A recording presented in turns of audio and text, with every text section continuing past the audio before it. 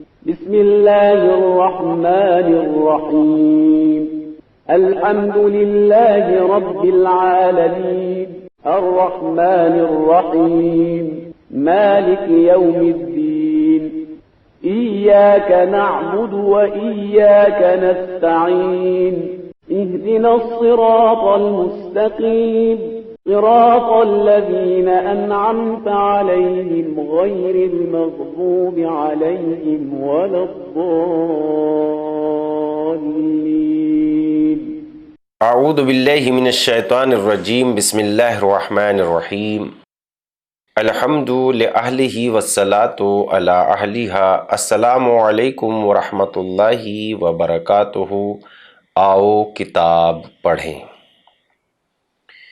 اس سلسلے میں ہماری گفتگو چہاردہ معصومین علیہ السلام کی حالات زندگی سیرت طیبہ کو پیش کرنے کے سلسلے میں جاری و ساری ہے، اور ہم کتاب رہبران معصوم علیہم السلام آپ کی خدمت میں پیش کر رہے ہیں۔ اس سیرت طیبہ اور حالات زندگی کے بارے میں ہماری گفتگو امام حسین علیہ السلام کی حالات زندگی کے بارے میں ہو رہی ہے، اور گفتگو یہاں تک پہنچ گئی تھی کہ امام حسین علیہ السلام نے جب اپنے اصحاب و انصار سے کہا کہ ان لوگوں کا مجھ سے سروکار ہے شب عاشور، لہٰذا رات کے پردے سے فائدہ اٹھا کے تم اپنی جانوں کی حفاظت کرو اور اپنے گھر قبیلے والوں کی طرف لوٹ جاؤ۔ اس جملے کے بعد اصحاب امام حسین علیہ السلام کے اصحاب کا کیا رد عمل تھا، اور انہوں نے کیا کیا کہا، اور ان کی تقریریں کیا کیا تھی، اس سلسلے میں ہم بات کر رہے تھے۔ اور گفتگو جناب زہیر قین کے کھڑے ہوئے اور عرض کیا، یہاں تک ہماری گفتگو پیج نمبر 280 تک پہنچ چکی تھی۔ آئیے گفتگو کے سلسلے کو شروع کرتے ہیں کہ جناب زہیر قین کھڑے ہوئے اور عرض کیا، خدا کی قسم میں چاہتا ہوں کہ قتل کیا جاؤں، پھر زندہ کیا جاؤں، 1000 مرتبہ قتل کیا جاؤں اور زندہ کیا جاؤں، تاکہ اس کے بدلے میں خدا اور آپ کے رشتہ داروں سے موت کو دور کر دے۔ بقیہ تمام اصحاب نے بھی اسی طرح کی گفتگو کی۔ امام حسین نے ان کے حق میں دعا فرمائی۔ اسی وقت محمد بن بشیر الحضرمی کو یہ خبر ملی کہ اس کا فرزند کسی ایک سرحد پر گرفتار کر لیا گیا ہے۔ اس نے کہا، میں اپنے فرزند کی گرفتاری کے بعد زندہ رہنا نہیں چاہتا۔ امام نے فرمایا، خدا تم پر رحمت کرے، میں تم سے اپنی بیعت اٹھا لیتا ہوں، جاؤ اور اپنے فرزند کو آزاد کرا لو۔ محمد نے عرض کیا، درندے مجھے چیر پھاڑ کر کھا جائیں اگر میں آپ کو چھوڑ کر جاؤں۔ امام حسین نے حکم دیا، خیموں کو ایک دوسرے سے ملا دیں اور خیموں کے چاروں طرف خندق کھود دیں اور اس کو لکڑی اور کانٹوں سے پاٹ دیں، تاکہ صرف ایک طرف سے جنگ ہو اور پیچھے سے دشمن حملہ نہ کر سکے۔ یہ رات ان لوگوں نے نماز، دعا، مناجات اور تلاوت قرآن کریم اور استغفار میں بسر کی۔ صبح تک خیموں سے صرف مناجات اور استغفار کی آواز سنائی دیتی تھی۔ عاشور کا دن، جنگ کا آغاز محرم کی 10ویں تاریخ یعنی عاشور محرم کی صبحوں کو نماز صبح ادا کرنے کے بعد امام حسین علیہ السلام نے اپنی فوج کو مرتب کیا۔ زہیر بن قین کو میمنہ دائیں جانب کا دوسرا سردار مقرر کیا اور میسرہ بائیں جانب کی سرداری جناب حبیب ابن مظاہر کے سپرد کی۔ فوج کی سرداری اور پرچم اپنے بھائی جناب عباس کو دی۔ فوج اس طرح ترتیب دی کہ خیمے ان کے پشت پر تھے۔ خندق میں جو لکڑیاں جمع تھی ان میں آگ لگا دی تاکہ دشمن پیچھے سے حملہ نہ کر سکے۔ ادھر ابن سعد نے اپنا لشکر تیار کیا۔ امام حسین علیہ السلام نے اس دن کا آغاز اس دعا سے فرمایا، بسم اللہ الرحمن الرحیم، اللہم انت ثقتی فی کل کرب وانت رجائی فی کل شدت وانت ولی وانت لی فی کل امر نزل بی ثقۃ وعدۃ کم من حم یضعف فیہ الفؤاد وتقل فیہ الحیلۃ ویخذل فیہ الصدیق ویشمت فیہ العدو انزلتہ بکا وشکوتہ الیکا رغبۃ منی الیکا عمن سواکا ففرجتہ عنی وکشفتہ فانت ولی کل نعمت وصاحب کل حسنت ومنتہی کل رغبت۔ خدایا ہر پریشانی میں میرا سہارا تیری ذات ہے، ہر سختی میں میری امید بس تو ہے، ہر آنے والی مصیبت میں تو ہی میری پناہ گاہ و بھروسہ ہے۔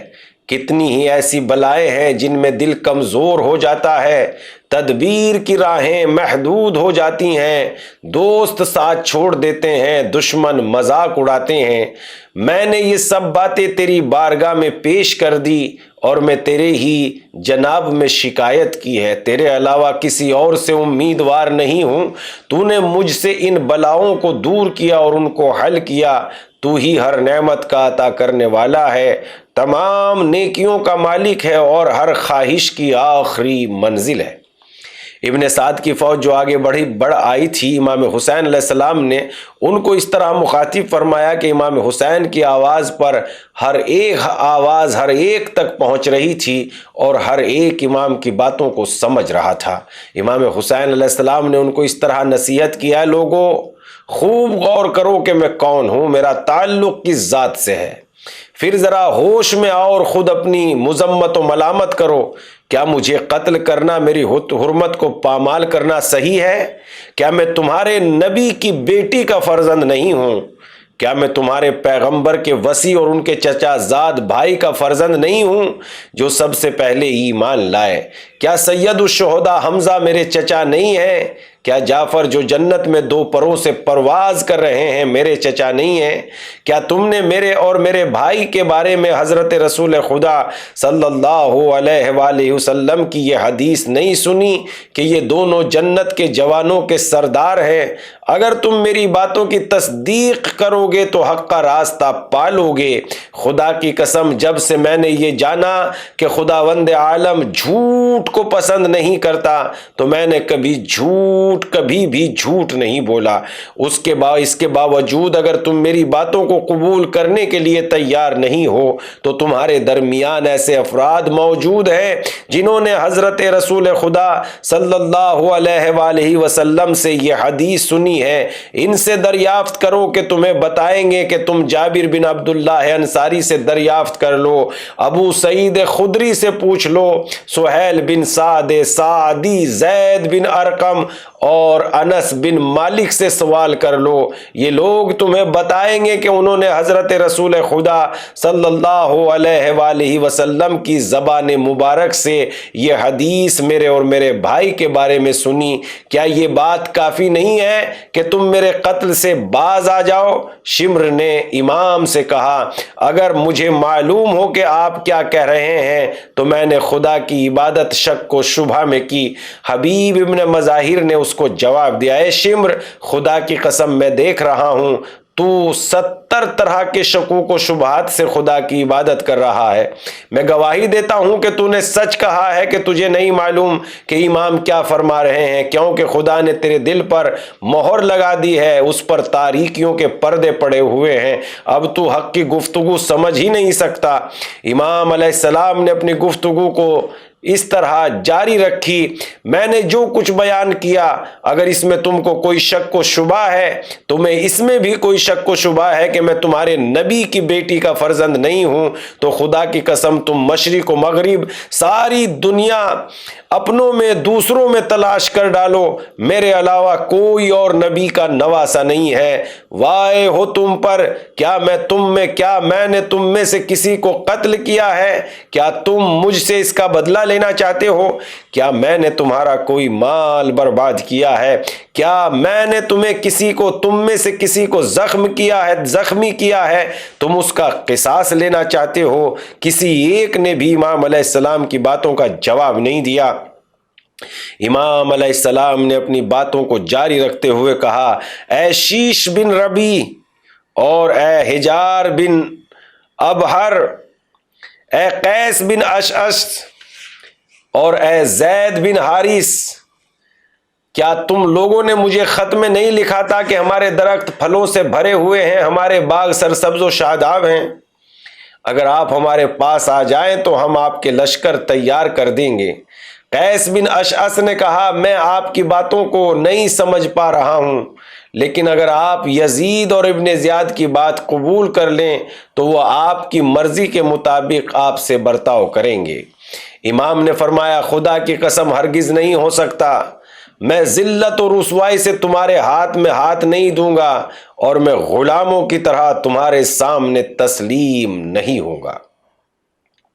جنگ شروع ہونے سے پہلے امام حسین علیہ السلام کے علاوہ زہیر بن قین اور بریر بن خزیر حمدانی نے بھی ابن سعد کی فوج کو نصیحت کی، سمجھایا، مگر کوئی اثر نہیں ہوا۔ امام حسین علیہ السلام نے ایک مرتبہ پھر نہایت بلیغ انداز میں ابن سعد کی فوج کو مخاطب کیا، سخت الفاظ میں ان کی ملامت و مذمت کرتے ہوئے کہا، ہاں اب غور سے سن لو، زنازادوں کے فرزندوں، زنازادوں، ابن زیاد نے مجھے دو چیزوں کے درمیان کھڑا کر دیا ہے، موت اور ذلت۔ ذلت اور رسوائی ہمارے دامن سے بہت دور ہے، خدا اور اس کا رسول ہرگز اس بات کے لیے راضی نہیں ہے۔ صاحبان ایمان، پاکیزہ آغوش کے پروردہ اور صاحبان غیرت کبھی بھی ذلت اور رسوائی کو برداشت اور رسوائی کو آزادی اور شہادت پر ترجیح نہیں دیتے۔ ابن سعد نے ناراض ہو کر اپنی فوج کو حکم دیا، تم لوگ کس چیز کا انتظار کر رہے ہو؟ کاہلی سے کام مت لو، حملہ کرو، حسین اور ان کے اصحاب ایک لقمے سے زیادہ نہیں ہیں۔ حر بن یزید رہائی، جو یہ سوچ نہیں سکتا تھا کہ بات یہاں تک پہنچ جائے گی، ابن سعد کے پاس گیا اور کہنے لگا، کیا تم اس عظیم شخص سے جنگ کرو گے؟ ابن سعد نے کہا، ہاں خدا کی قسم، اور کم سے کم جنگ یہ ہوگی کہ سر کٹتے ہوئے اور ہاتھ اڑتے ہوئے نظر آئیں گے۔ حر نے کہا، کیا صلحوں کے ذریعے اور بغیر جنگ یہ مسئلہ طے نہیں ہو سکتا؟ ابن سعد نے کہا، اگر میرے ہاتھ میں ہوتا تو ایسا ہو جاتا، مگر تمہارا امیر ابن زیاد صلح کرنے پر راضی نہیں ہے۔ حر غمزدہ ہو کر وہاں سے چلا آیا اور اپنے ایک ساتھی سے کہا، کیا تم نے اپنے گھوڑے کو پانی پلا دیا ہے؟ حر اپنے گھوڑے کو پانی پلانے کی غرض سے اپنے خیمے سے نکلا اور دھیرے دھیرے امام حسین علیہ السلام کی جانب قدم بڑھانے لگا۔ مہاجرین بن اوس نامی سپاہی نے حر سے دریافت کیا، کیا حملہ کرنے کا ارادہ ہے؟ حر نے کوئی جواب نہیں دیا۔ اس وقت اس کے باوجود اس کے وجود کے اندر ایک انقلاب برپا تھا، وہ مضطرب تھا اور لرز رہا تھا۔ مہاجر نے کہا، تمہیں دیکھ کر مجھے شک ہو رہا ہے، خدا کی قسم کسی بھی جنگ میں نے تم کو اس طرح نہیں دیکھا۔ اگر مجھ سے کوئی پوچھتا کہ کوفے میں سب سے زیادہ بہادر کون ہے تو میں بس تیرا نام لیتا، اب اس وقت اس طرح کیوں لرز رہے ہو؟ حر نے کہا، خدا کی قسم میں اس وقت خود کو جنت اور جہنم کے درمیان محسوس کر رہا ہوں۔ خدا کی قسم میں جنت سے روگردانی نہیں کروں گا، اگرچہ ٹکڑے ٹکڑے کر ڈالا جاؤں یا جلا دیا جاؤں۔ اس کے بعد حر نے اپنے گھوڑے کو حرکت دی اور امام حسین علیہ السلام کی خدمت میں اس طرح حاضر ہوا کہ ہاتھ سر پر تھے اور خدا کی بارگاہ میں عفو و بخشش کا طلبگار تھا۔ امام کے صاحب نے خیال کیا کہ حر حملہ کرنے آ رہا ہے، لیکن جب وہ نزدیک آیا تو دیکھا ڈھال الٹی کیے ہوئے ہے، لگتا ہے امان اور پناہ طلب کر رہا ہے، جنگ کا ارادہ نہیں ہے۔ حر نزدیک آیا، امام حسین علیہ السلام کی خدمت میں سلام عرض کیا اور عرض کیا، اے فرزند رسول، میں آپ پر قربان، میں وہی ہوں جس نے آپ کا راستہ روکا اور اس زمین پر کھینچ کر لایا۔ میں سوچ نہیں سکتا ہوں کہ یہ لوگ آپ کے ساتھ اس طرح کا برتاؤ کریں گے۔ اگر مجھے اس کا علم ہوتا تو میں ہرگز ایسا نہ کرتا۔ اب میں اپنے کیے پر شرمندہ ہوں، خدا کی بارگاہ میں توبہ کرتا ہوں، کیا خداوند عالم میری توبہ قبول کر لے گا؟ امام حسین علیہ السلام نے نہایت محبت اور شفقت سے فرمایا، ہاں خدا تمہاری توبہ قبول کرے گا اور تمہیں معاف کر دے گا۔ اب ذرا گھوڑے سے اترو اور ذرا آرام کرو۔ عرض کیا، سوار رہ کر بہتر جنگ کر سکتا ہوں۔ آخر کار تو گھوڑے سے اترنا ہی ہے۔ امام نے فرمایا خدا تم پر رحمت کرے، جس طرح مناسب سمجھو عمل کرو۔ اور امام حسین علیہ السلام کی خدمت سے رخصت ہو کر کوفے کی فوج کے سامنے آئے اور اس طرح مخاطب ہوئے، تمہاری مائیں تم پر آنسو بہائے، تم لوگوں نے اس نیک اور بہترین فرد کو دعوت دے کر بلایا، جب انہوں نے تمہاری دعوت قبول کر لی تو تم نے ان کی نصرت اور مدد سے کنارہ کش ہو گئے، جبکہ تم لوگوں نے ان سے وعدہ کیا تھا ان کی راہ میں جہاد کرو گے، تم نے ان کو دھوکہ دیا، اب تم لوگ ان کے قتل پر آمادہ ہو، تم نے ان کو ہر طرف سے گھیر لیا، ان کو کہیں اور جانے سے روک دیا، ایک قیدی کی طرح ان کو گھیرے ہوئے ہو، فرات کا پانی جس سے دوسرے جانور اور دوسرے انسان بھی سیراب ہو رہے ہیں، کتے اور سور جس میں غوطہ لگا رہے ہیں، تم نے وہ پانی ان پر اور ان کی عورتوں پر اور ان کے بچوں پر اور ان کے رشتہ داروں پر بند کر دیا۔ اس وقت پیغمبر کے اہل بیت پانی کو ترس رہے ہیں، تم لوگ اپنے پیغمبر کے بعد کتنی بری امت ہو، خدا تم کو قیامت کی پیاس میں سیراب نہ کرے۔ کچھ لوگوں نے حر کے جواب میں تیر چلائے۔ حر واپس آ کر امام حسین کی خدمت میں کھڑے ہو گئے۔ ابن سعد نے اپنے غلام ورید کو آواز دی، وہ پرچم لے کر آ گیا۔ ابن سعد نے تیر کمان میں جوڑا اور امام حسین علیہ السلام کی طرف چلا کر کہنے لگا، اے لوگو گواہ رہنا، حسین کی فوج کی طرف سب سے پہلا تیر میں نے چلایا۔ ابن سعد کے تیر چلانے کے بعد اس کی فوج نے امام حسین علیہ السلام کی طرف تیر برسانا شروع کر دیے۔ امام حسین علیہ السلام نے اپنے اصحاب سے فرمایا، اٹھو، موت کے لیے تیار ہو جاؤ، موت سے چھٹکارا نہیں، خدا تم پر رحمت نازل کرے، یہ تیر اس فوج کے سفیر ہیں تمہاری طرف۔ امام حسین علیہ السلام کے حکم سے وہ پاکیزہ دل نیک شریست جنگ کے لیے آمادہ ہو گئے۔ کچھ دیر تک برابر حملے ہوتے رہے، کچھ لوگ شہادت کے درجے پر فائز ہو کر خدا کی بارگاہ میں پہنچ گئے۔ دوسرا حملہ۔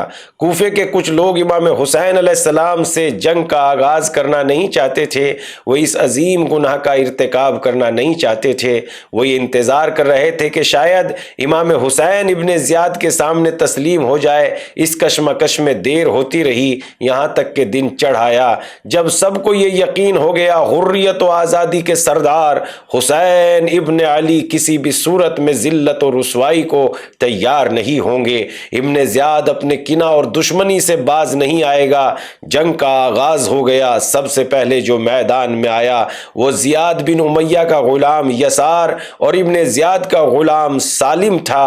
امام حسین کی جانب سے جناب عبداللہ بن عمیر کلبی مقابلے کے لیے میدان میں آئے۔ انہوں نے ایک ہی وار میں یسار کو جہنم میں بھیج دیا۔ سالم نے اس کی حمایت میں عبداللہ پر حملہ کیا، جس سے جناب عبداللہ کے بائیں ہاتھ کی انگلیاں کٹ گئی، لیکن جناب عبداللہ نے نہایت ہوشیاری سے سالم پر وار کر کے اس کو بھی یسار کے پاس بھیج دیا۔ اس کے بعد عمرو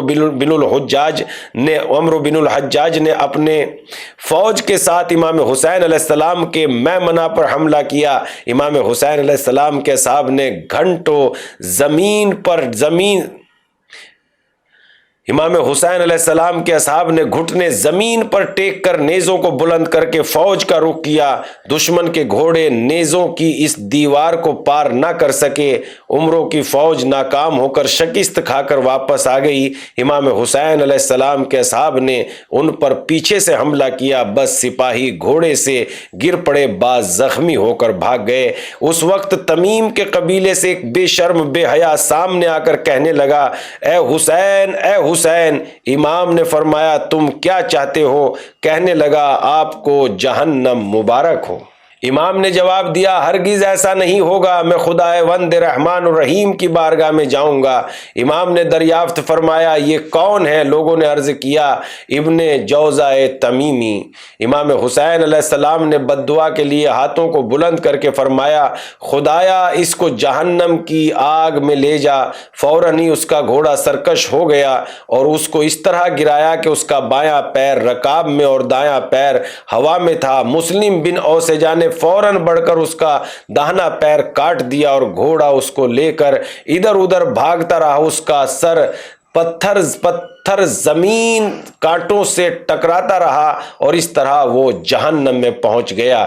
اس کے بعد جنگ تیز ہو گئی۔ حر بن یزید ریاحی نے ابن سعد کی فوج پر حملہ کیا۔ بہترین جنگ کرنے کے بعد نہایت بہادری و شجاعت سے شہادت سے ہمکنار ہوئے۔ ابھی حر کے زخموں سے خون بہہ رہا تھا۔ امام حسین علیہ السلام ان کے سرہانے پہنچ گئے اور فرمانے لگے، جیسا تمہاری ماں نے تمہارا نام رکھا تھا، تم دنیا اور آخرت میں آزاد ہو۔ ناظرین، ہمارا ٹائم تمام ہو چکا اور گفتگو پہنچ چکی ہے پیج نمبر 288 تک۔ انشاءاللہ گفتگو کا سلسلہ جاری رہے گا۔ آپ اس پیغام کو نشر کرتے رہیے، شیئر کرتے رہیے اور دین و دنیا کی خدمت کرتے رہیے۔ خداوند عالم آپ کی آخرت اور دنیا بخیر تمام کرے گا انشاءاللہ تعالی۔ والسلام علیکم ورحمۃ اللہ۔